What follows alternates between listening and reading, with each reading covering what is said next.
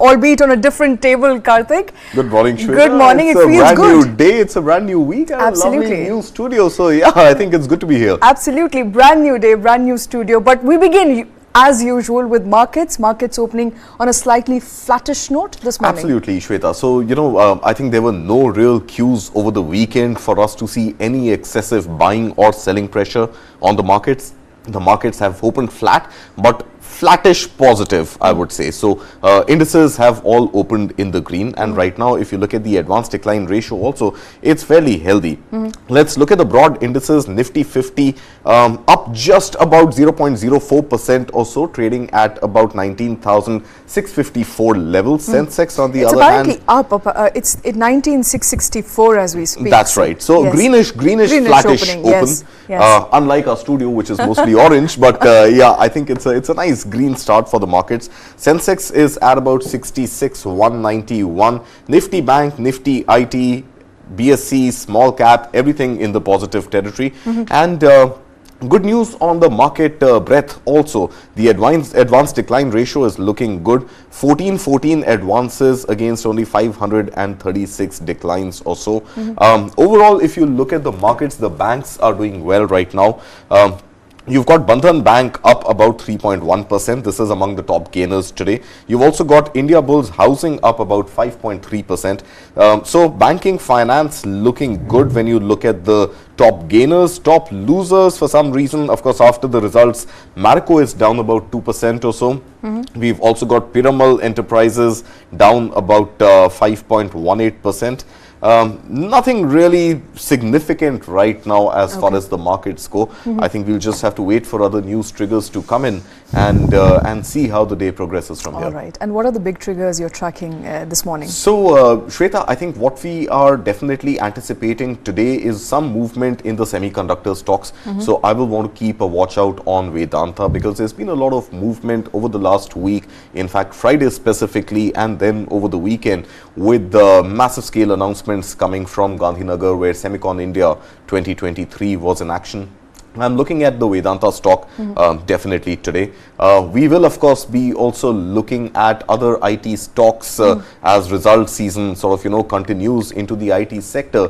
And later in the day when US markets open, I think tomorrow is going to be a slightly more concrete day to try and understand what global cues we should expect for the week to come. As of now, things are looking absolutely under control.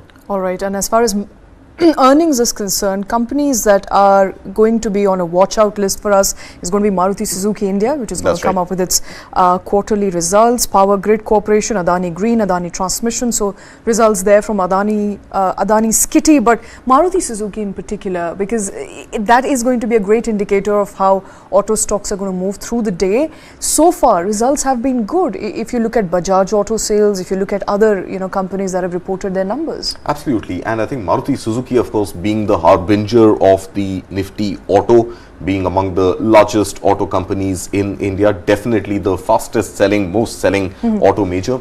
So any movement in Maruti is definitely going to move the auto stocks, and nothing really to worry about as far as I see it from the Maruti stable as well, because numbers have been pretty good for the whole year.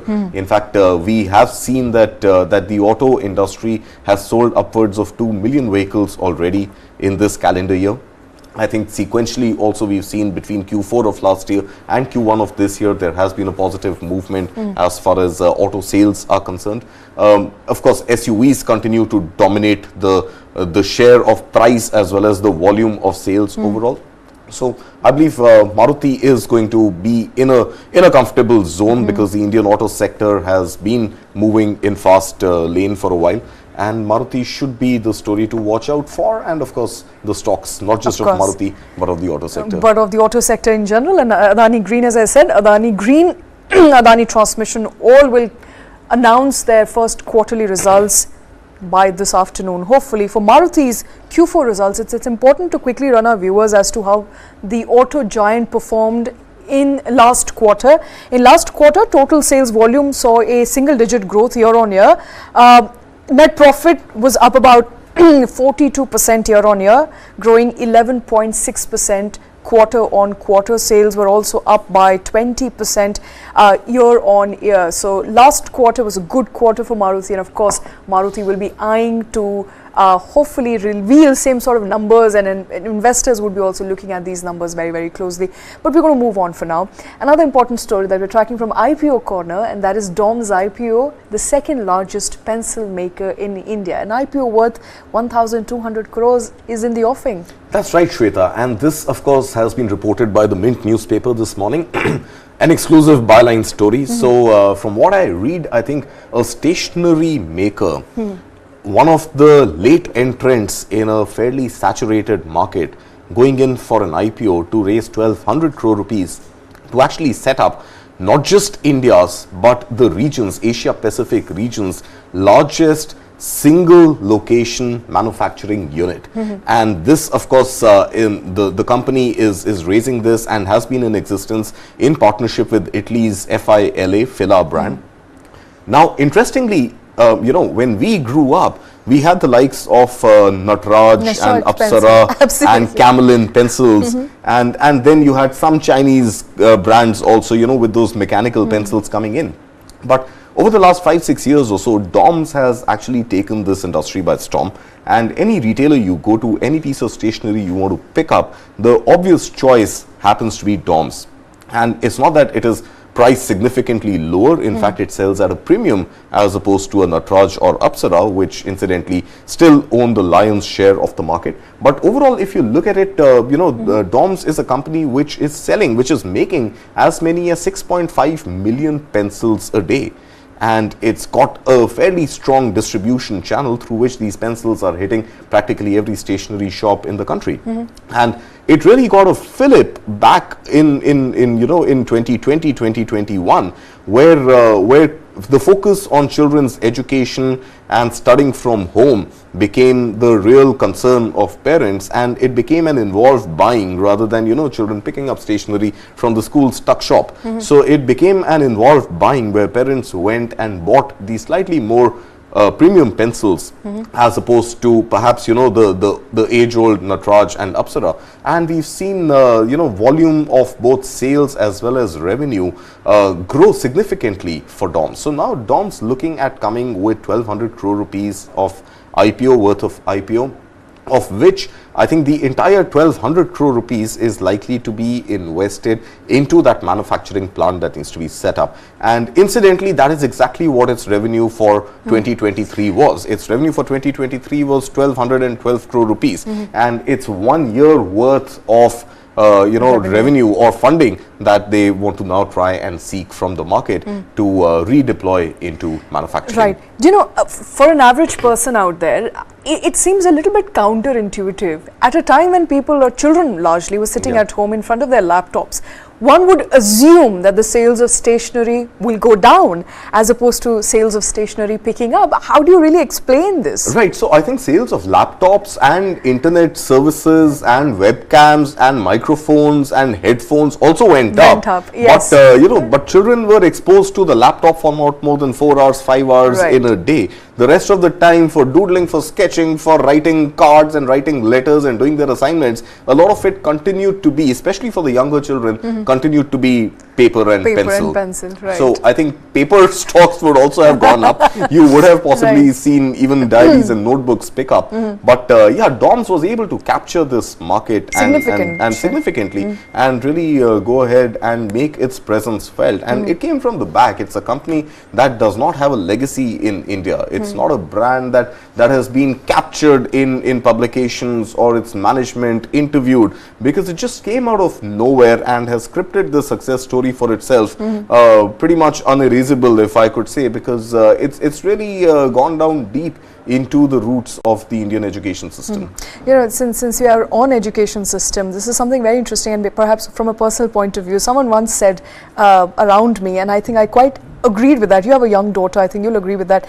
I think people can stop every kind of spending if need be, but they will never stop spending, specifically in India, on education, which is a sure shot formula for success. If you want to do a business in education, be it, you know, making your stationery to setting up an educational center to providing some sort of tuition services, that will never be halted, no matter what. I think, Shweta, it's fair to say that education is as essential as essential services go. Yes. So you can't and really... specifically for Indian parents, you know, I mean, I think it becomes, I mean, I'm sorry, I may not come from a position of facts here, but it appears from what we hear around us that it's very imperative. Everything else takes a back seat, but education continues to be a driving factor. Right. So I think, you know, roti, kapda, makan, and then of course there is healthcare and education. That is right. You definitely need clothes to wear, a roof to live under, food to eat. The three most basic essential requirements for survival, followed only by education and healthcare. Healthcare and education in that order, if you were to peg it, because obviously, you know, you need to be healthy to be educated or seek education as well. But since you mentioned a recession-proof industry, many industry watchers also say that there is another recession-proof industry, which happens to be alcohol.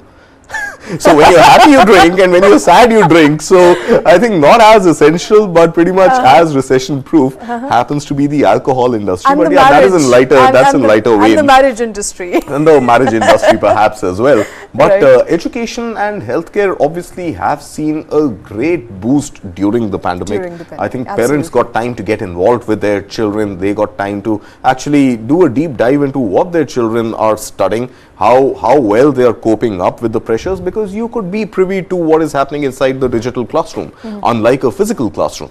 But yeah, coming back to the story of a pencil maker, of a stationery maker, you know, setting up its IPO and filing papers for raising 1,200 crore rupees for the market, I think that is definitely an interesting sector which is heating up and is definitely scripting history as far as Indian education and Indian IPOs go. Absolutely. And since we are on roti, kapra and makan, it appears in another interesting story that we are tracking that India's per capita income is going to grow 70% by 2030. Now, this of course is a report, but that is great big news. What are we looking at in terms of per capita income? How much is an average Indian likely to earn? Right, Shweta. So this is of course a report that has come by Standard Chartered Bank, and they have come with their forecast for 2030, which is turn of this decade. Now, 2030 is a big, you know, headline year, calendar year that we are discovering in practically every report, every news item, every announcement, whether it is Prime Minister Modi, whether it is Finance Minister Nirmala Sitharaman, whether it is, you know, Rajiv Chandrasekhar, Union Minister. I think overall 2030 is this one target year, which is attracting a lot of interest. And this latest Standard Chartered report that comes in squarely suggests that India's per capita GDP is likely to go up almost 70% from about $2,450 per annum right now to about $4,000. And this of course comes again on the back of multiple South Indian states, which are right now the largest sort of, you know, per capita GDP holders, being offset even by the likes of states like Haryana and Gujarat. In fact, the report suggests that Gujarat is going to actually dominate this figure of 4,000 and above of per capita GDP. No surprises there. Yeah, right now Gujarat doesn't figure in the top 5. Right now the top 5, as we are seeing in the graphics on the screen right now, are the likes of Tamil Nadu, Karnataka, Andhra Pradesh, Telangana, Karnataka, right? And these are states which are right now in the vicinity of about $3,000 per person, you know, the per capita GDP. Whereas the larger, more populous states like Uttar Pradesh, like Maharashtra, like Bihar, like Jharkhand, like Rajasthan, continue to be well below this $2,450 per annum as far as the per capita GDP goes. Now, the Standard Chartered report, of course, comes on the back of 2030 as the year by which the per capita GDP should have averaged out to about $4,000. This on account of the Indian economy having grown to levels in excess of $6 trillion.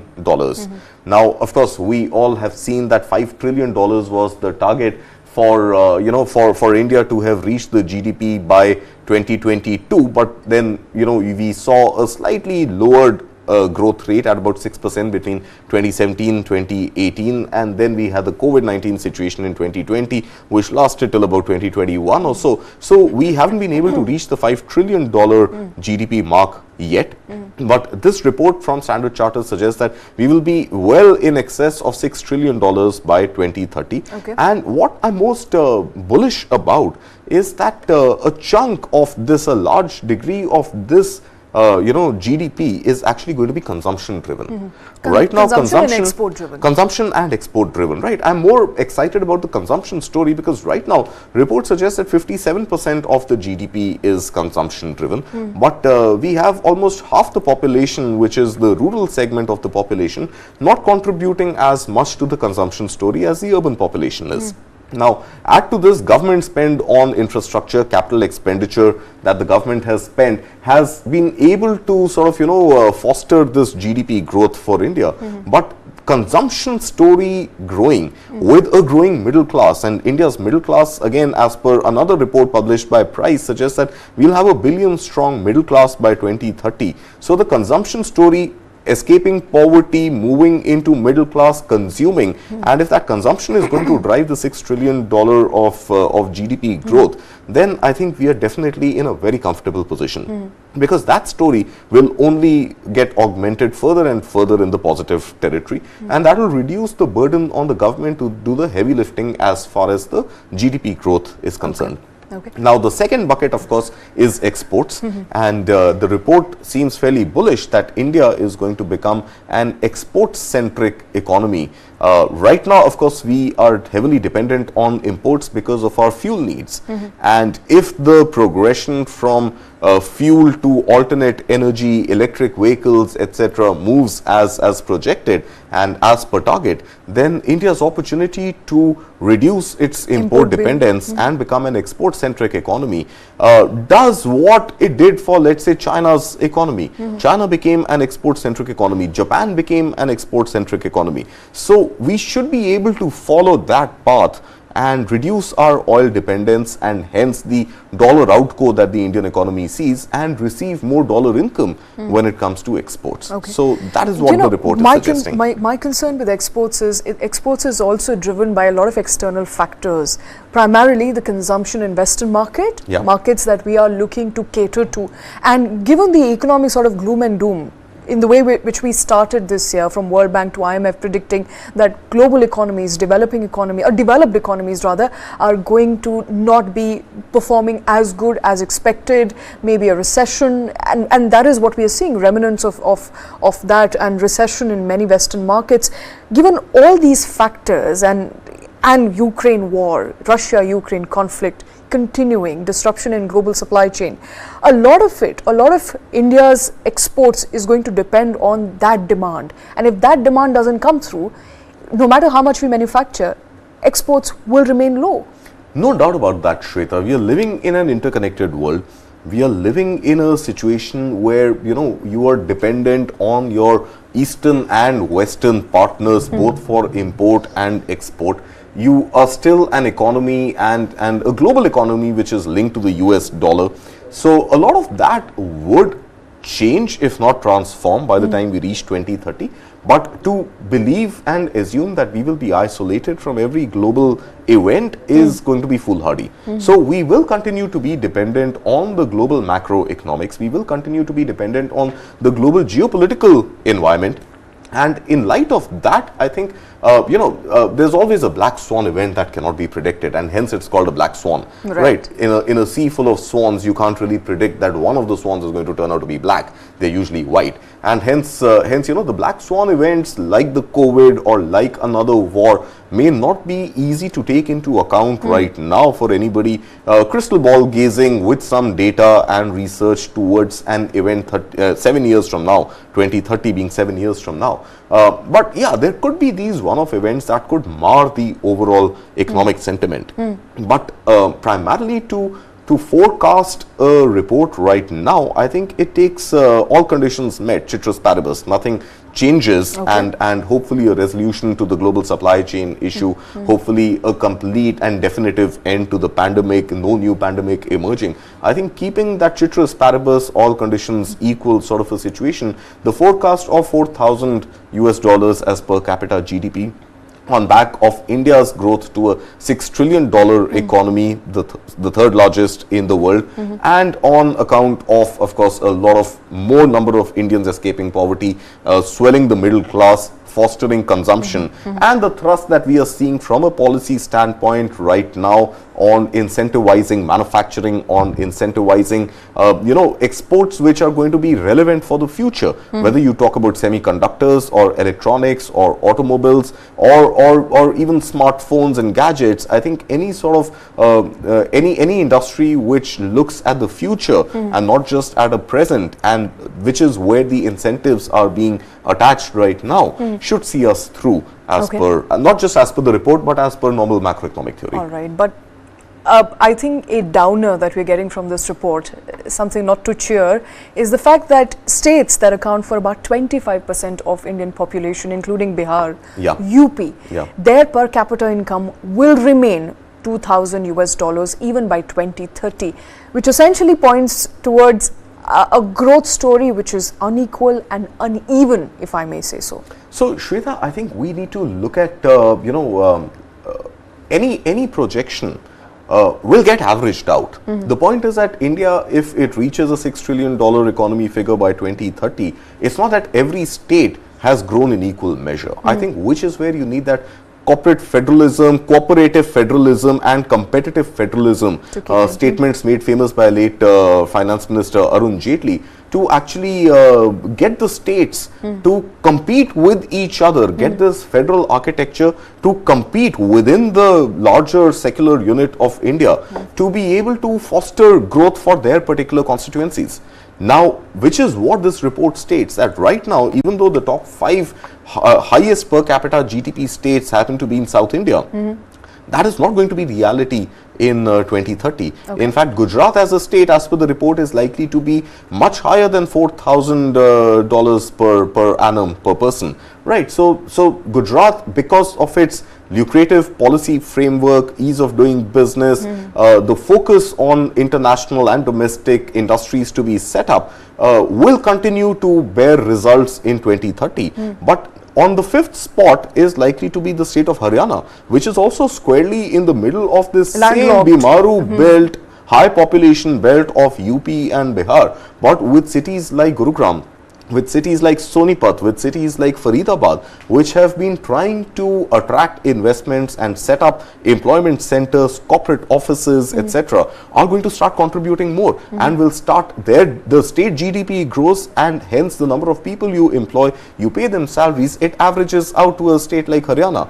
Whereas if states like Uttar Pradesh, like Bihar, like Jharkhand, like Rajasthan, if they don't move with the same agility as states like Tamil Nadu, like Gujarat, like Haryana, then they will obviously fall back, and hence their sort of proportion of more poverty stricken people will continue to be larger than those of the states which become more progressive in their overall climate for investment to be set up in their states. Okay, so I think I'm assuming the responsibility squarely lies with the Bimaru states, as we call them, including likes of UP, Bihar, Jharkhand, where the onus essentially will be on them to start competing with their southern partners and perhaps grow at a similar pace, at a similar clip as many of your South Indian and West Indian peers. I'm assuming, and this is with my limited understanding of geography, is also that, given where they are placed, these are landlocked states, the opportunities become limited, and I'm not a big believer of, we are in a quasi-federal, country, but I'm not a big believer of socialism. However, I also believe that the onus also lies somewhere with the central government to provide as much assistance as they can by the way of, you know, revenues that you give, the money that you allocate to various states, so specifically these states. Every state in its bid tries to attract investments. Absolutely. We've seen investor and conclaves in being investor done in UP. Conclave did get a lot of so, traction for that matter from investors. Is that a lot of MOUs get signed. A lot of lip service is met out that, hey, yeah, we are going to invest 1,000 crores, 1,500 crores, 2,000 crore rupees worth of investment. But then something slips through the cracks. And that slippage, I think, has to be checked at the level of the states. But having said that, of course, you know, states cannot work in a completely different policy architecture as the center. Right. But the point is, states still have enough autonomy to be able to make their own land acquisition a little easier for companies who want to come and do business in those states, right? Similarly, I think you will have to look at models from other states who have been able to tinker policies to attract investments and have been able to actually go beyond the MOU stage and get real investments, real foundation stones, real factories up and running. So if they've been able to do it, I think other states will have to follow suit. Now, you know, there could be states which are landlocked. Which is where I think an example of Haryana comes into picture. Absolutely. I was just going to talk about Haryana. Haryana is also as landlocked as it gets, right? But Haryana has still been able to at least attract corporate offices. You need not set up a full-fledged factory which requires water, which requires a lot of labor, which requires access to raw material through shipping lines, etc. But you could still have, or even Uttar Pradesh for that matter, Uttar Pradesh is fairly landlocked, except you have a passage of the Yamuna running, but you know, it's hardly a river right now except for the monsoons when it rose a little, but I'm pretty sure it's going to dry out in no time.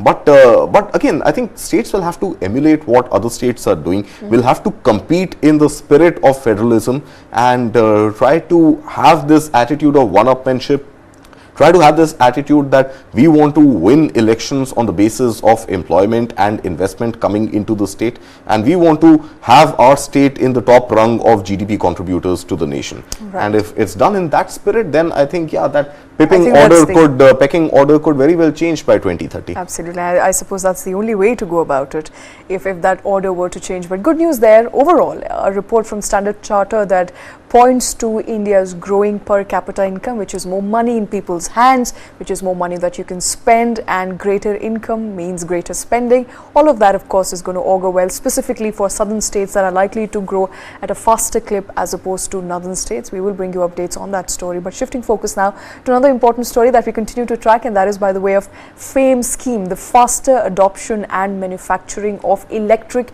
and hybrid vehicles. After months of deliberation, after months of stakeholder discussion, it appears that FAME is back on track, this time by the way of FAME 3 and a greater allocation, not the 10,000 crore rupees that was earmarked for FAME 2, but 30,000 crore rupees. But this time, focus is not going to be just on subsidies, Karthik, is it? That's right, Shweta. This again is a story broken in the papers. It's an exclusive source-based story, so we'll just refer to the facts as stated in that story, right. And of course add a little bit of our own opinion into it, which we like to do often. But yeah, you're right. So it's a 3x increase in the overall subsidy amount. From 10,000 crore rupees, it is now expected to touch 30,000 crore rupees. Now, when we were talking about the 10,000 crore rupees, 1,000 crore rupees was allocated for the charging infrastructure. Now, it was 10% of the 10,000 crore rupees allocated. Now, that ratio is likely to increase for the 30,000 crore rupee allocation. So let's look at the numbers here. So in addition to this tripling of the 30,000 crore rupees from 10,000 crore rupees, charging infrastructure, like I said, is going to be a significant addition to what we already saw in FAME 2. Let's move on and let's look at the numbers in context now. So the story suggests that the Ministry of Heavy Industries is yet to have a formal consultation with industry stakeholders. That process hasn't happened yet. Now, after that consultation is done, a formal proposal is going to be drawn out and then sent for cabinet approval. But from what it seems and reports that we had discussed earlier also, Shweta, it seems that the FAME subsidy now is not going to be restricted to two-wheelers alone. And there is a likelihood that this FAME subsidy will extend its wings even into four-wheelers. Okay. And we have seen four-wheelers being laggards when it comes to adoption of electric mobility. And the penetration as of last year was just about 1% or so. The government's target was to take that penetration up to 4% by end of this financial year, which is FY24. And four-wheelers, electric vehicles are likely to account for 30% of sales again by 2030. See, I told you every figure, every report, every projection has a 2030 tag to it. Right. Okay. So by 2030, 30% of our fleet of four-wheelers running in the country is likely to be electric, or is supposed to be electric as per the thrust that is being made by Niti Aayog, Ministry of Heavy Industries, etc., to really decarbonize and reduce our oil import bill that we spoke about just a few minutes back. So if we want to get to that magic figure of 4% by end of this year, this financial year, and 30% by 2030, of course a lot more incentives will have to be added. Now, what are the areas under discussion when we talk about FAME subsidy? Of course, the FAME 2 was largely focused on end user subsidy for electric two-wheelers. You slashed prices significantly down as much as about 40%, 45%, make it cheaper for people to own one. Now with four-wheelers, there are multiple other facets we are talking about. It's a four-wheeler, it is likely to travel longer distances, it needs charging infrastructure. So part of this 30,000 crore rupee allocation should go towards e-mobility, highways, charging infrastructure. Another important issue that has been discussed multiple times over is this battery swapping. Right. Yes. Now, nobody has any blueprint yet, at least in the public domain, of what this charging battery swapping facility is going to look like. I have been to a few petrol pumps which have got these battery swap kiosks available, but I've been told those are only for buses. Okay. Buses which like if you move around the streets of Delhi, you'll see these nice blue colored long DTC buses which say they are 100% electric. So as per my understanding, these fuel stations, regular petrol pumps in Delhi, Delhi NCR for that matter, have only battery swapping available for the long public transport buses. Not as much yet, from what I understand, for four-wheelers. So is there going to be more allocation towards providing for battery swapping infrastructure for four-wheelers as well as two-wheelers? So will part of the subsidy be allocated towards battery swapping? That is number 2. Add to that, number 3, I think equally important, is this whole battery manufacturing and localization. When you had done your story on News9 Plus, Shweta, I think the grouse that industry had with Government of India suggested that localization and institutionalizing local manufacturing, especially of batteries, was not part of the FAME scheme when it was announced. It wasn't part of the FAME 2 scheme when it got updated, and that cost part of the industry, almost 50% of the industry, quite heavily, because they were still importing batteries and putting them in their scooters and availing of the subsidy. Now that should hopefully change in FAME 3, where a good portion of this 30,000 crore rupees should go towards manufacturing of local batteries. Now this also ties in with the private sector being open to extracting lithium from Jammu and Kashmir region.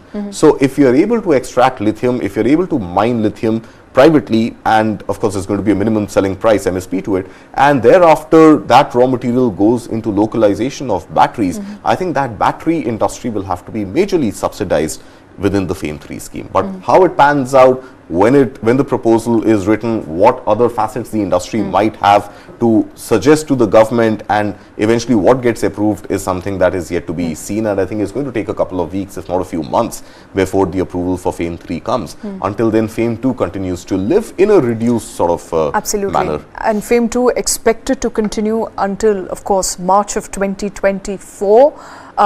Which is when it ends, and hopefully FAME 3 will be rolled out. Interestingly, just to sum it up, I think the way it's going to pan out is FAME 3 is largely going to be about incentivizing not just owning of vehicles but also infrastructure. So you make it easy for people to operate a vehicle, they will start adopting it. All of this ties in with the government's attempt to bring in more electric vehicles into its fleet, and hopefully private fleet as well. The target is 30% of all vehicles in India should be electric vehicles by 2030. That is a big number to achieve. And 100% that is 100% of two-wheelers. 100% of two-wheelers, 30% of four-wheelers. That's a big number. That's a big number to achieve. We don't know how feasible, how viable that number is, but it's always good to have higher sort of parameters to reach out to, until of course you end up reaching somewhere. But moving on to another important story that we're tracking, and that is also coming by the way of semiconductor, India's big semiconductor ambition, which we briefly touched on. Something that entirety of last week was focused on when Semicon India was at its full show display, with stakeholders coming in not just from India but also from abroad. Promises were made in Gandhinagar in Gujarat. Prime Minister inaugurated that big session where he talked about India becoming a 5 trillion economy and how semiconductor has a very important special place, because everything that we run, it runs on semiconductor. And India is saying we're going to get more foreign players, we're going to get more domestic players to set shop in India. Micron, of course, said it's going to be, we are just in the process of starting up, we're going to generate jobs, we will set up India's first semiconductor facility. But before that, interesting point that we perhaps were able to get out, or interesting sort of update that we were able to get out of Semicon India 2023 was that India is now going to come up with more incentives, not just a PLI but a DLI for semiconductors. What is a DLI? Right, Shweta, we love to play with acronyms. I think FAME and PLI and now DLI another one to add to the kitty. So PLI traditionally was a performance linked incentive, and PLI continues to be an incentive for manufacturing. Production linked. I wish it was performance linked. Production linked incentive. I think we are still in the appraisal season, right? Production linked incentive primarily focused on manufacturing. Right. Set up a plant, the government is going to invest in as much capacity. You invest $1, the government is going to invest $1 to have your manufacturing unit up and ready, which produces goods which can be sold in the country or abroad. Now, what DLI does is it becomes a design-linked incentive. So very specific to design and innovation, right? DLI scheme has also been in existence for a while, albeit it was in the realm of startups alone. That startups that wanted to file patents in India and undertake designing activity in India would have been able to dip into this $200 million incentive scheme. Apparently, only 7 startups in the last 2 years were able to avail of this design-linked incentive scheme, right? Honestly, I don't think the scheme was made very popular. We hadn't read or heard much about it. PLI dominated. DLI was pretty much a stepchild or a step sibling to PLI. But now Minister Rajiv Chandrasekhar has suggested that he is open to the idea of this DLI, design-linked incentive, to be extended into design of semiconductors as well. So you may be an Indian startup, you may not be an Indian startup, you may be a Western startup that wants to design semiconductor circuits or fabs or wafer chips here in India, and the IP for that is registered in India. You will be able to avail of this $200 million of incentive as long as you are doing this designing, undertaking this design activity within the confines of India.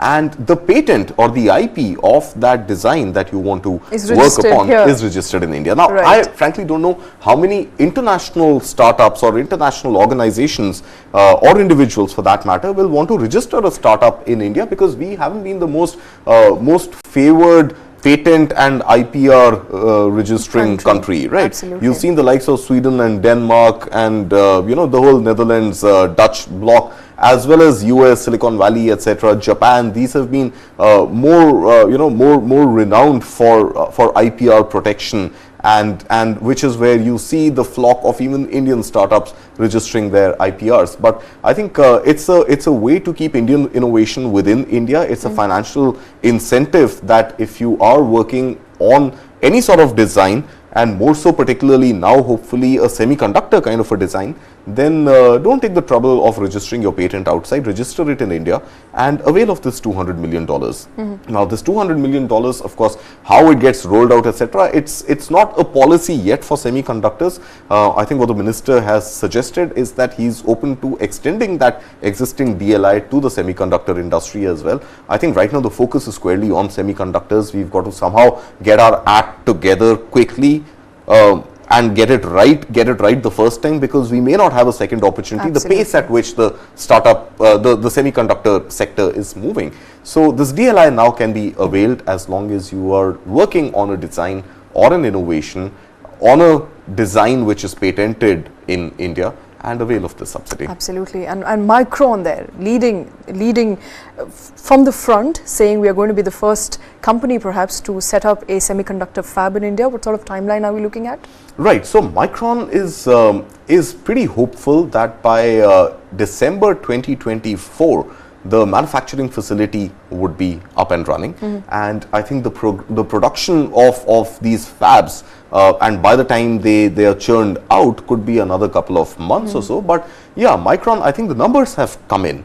The numbers are pretty impressive. We're talking about $2.7 billion worth of the first investment, the first factory which would be owned and operated by Micron, to be set up at $2.7 billion. Now remember, interestingly, how the PLI, not DLI, the PLI functions here is that Micron's own investment is just about $875 million or so. Not even $1 billion for a $2.7 billion plant to be set up, because now it's not just the central government's PLI scheme which is doing a $1 to $50% investment. Now even the state of Gujarat is saying that it's going to make its own investment into this Micron plant to whatever tune of, I think, $400–500 million worth, to offset the investment required by Micron to quickly have its its factory up and running. So I think we are talking very easily about putting skin in the game here.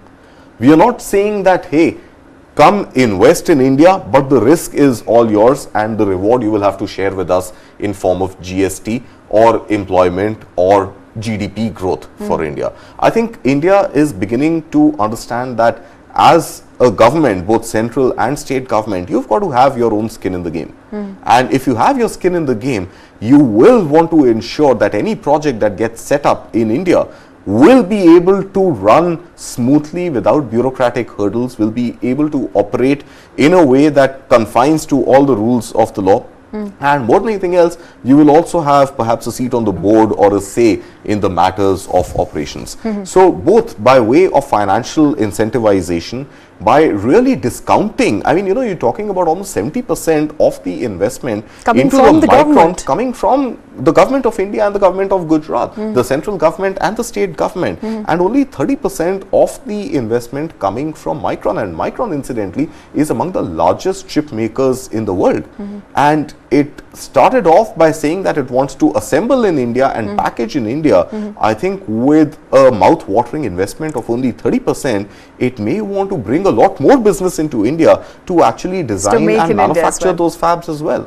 So Micron sets the tone pretty much, and the government is hopeful. In fact, again, Minister Rajiv Chandrasekhar stating quite candidly that we are looking at least another 2 big announcements to happen between the months of October and November this year. So Micron is not alone in this journey to manufacture semiconductors in India.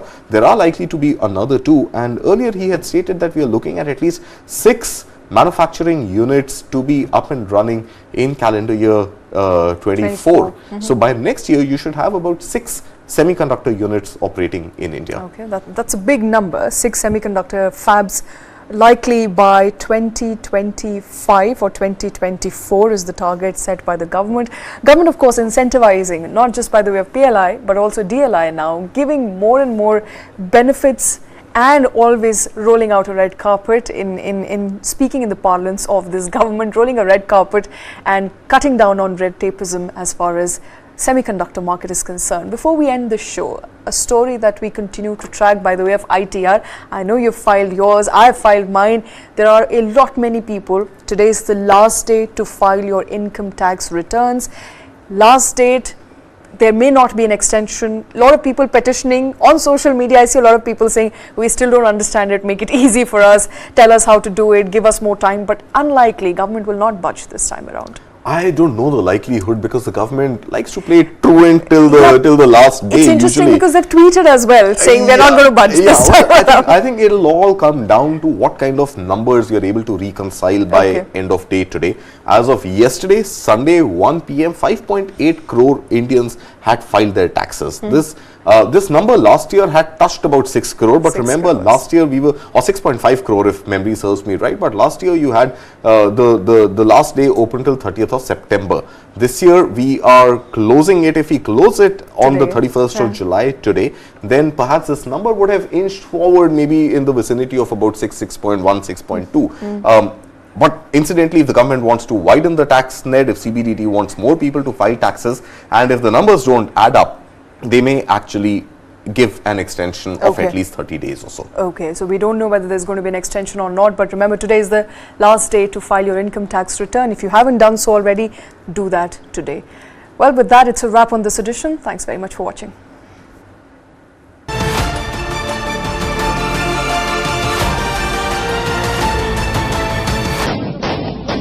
Pakistan is actually genociding Baloch people. So being Baloch is a crime. If you are a Baloch, it means in the eyes of Pakistan, you don't have any right to live. The Chinese and Pakistanis are colonizing the Baloch and exploiting their resources. The Baloch armed struggle will continue unless China withdraws, the Pakistan military withdraws from Balochistan and give Baloch complete authority to decide for themselves. The Baloch feel that if they don't act now, they will become marginalized. What lies ahead for Balochistan? Balochistan, Bangladesh 2.0, streaming now. China won't let us rest easy on our borders, but they will keep flooding our markets. What does Xi Jinping really want? I think he wants the Indian market, no doubt about it. It's really a matter of showing their dominance. India's great Chinese conundrum. Nobody can contain it. Not the United States, not China, not anybody else. Frenemies, streaming now.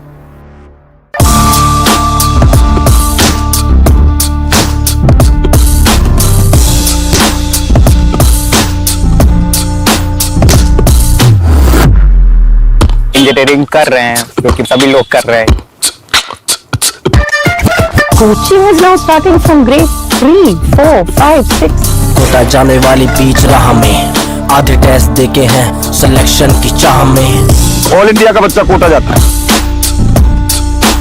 This rat race is for rats, not for humans. So why should we even be a part of it? The Rat Race. This and more streaming on world's first news OTT, News 9 Plus. Download now. Long years ago, we made a tryst with destiny. If Nehruji had treated Jammu and Kashmir like any other princely states of that time, then